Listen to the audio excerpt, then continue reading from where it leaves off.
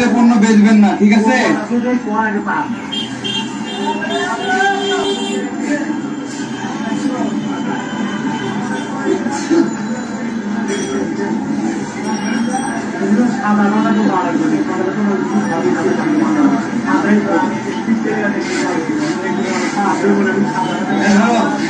আপনাদের দোকানে ভারতীয় পণ্য আছে?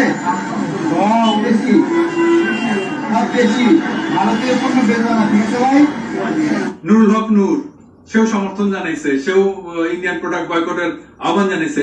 যারা ভারতীয় পণ্য বয়কটের ডাক দিয়েছে, ভারত বর্জনের ডাক দিয়েছে, বাংলাদেশের মানুষকে মুক্ত করার জন্য ভারতের আধিপত্যবাদের বিরুদ্ধে আমাদের লড়াই করতে হবে।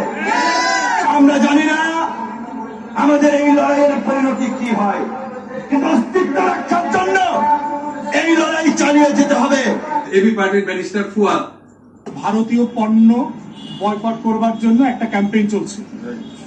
বয়কট আমাদের সাধারণ স্বাধীনতা, সার্বভৌমত্বকে ভালোবাসে, গণতন্ত্রকে ভালোবাসে এমন মানুষের একটা ন্যায্য অধিকার।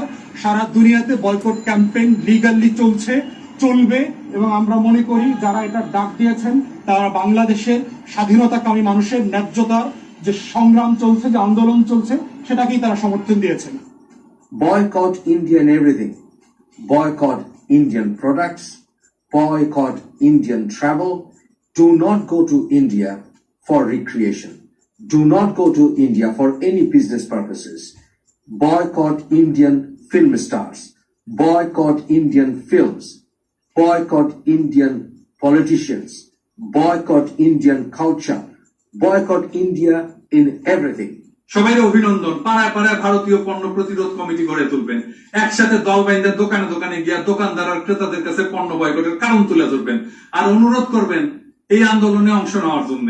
প্রকাশ্যে করবেন, ভয় করবেন না, কারো ক্ষমতা নাই এটা বাধা দেয়। যারাই বাধা দিবে আমরা ধরে নেবো এটা ইন্ডিয়ার কাজ। ইন্ডিয়ার টাকা দিয়া বাংলাদেশে গুন্ডা ভাড়া করেছে আর তারাই আমাদের কাজে বাধা দিচ্ছে। অনেকে বলতেছেন বয়কটের কোনো ফল আসতেছে কি? হ্যাঁ দেখেন, ডিসকাউন্ট দিছে রূপচান্দা তেলে, বুঝেছেন তো? আরো মাথা নত করিবি, চালায় যান খালি। অনেকে অনেক উপদেশ দিচ্ছেন, কইতেছেন যে অল্প কিছু সিলেক্টেড প্রোডাক্ট বয়কট দিলে ভালো হইত।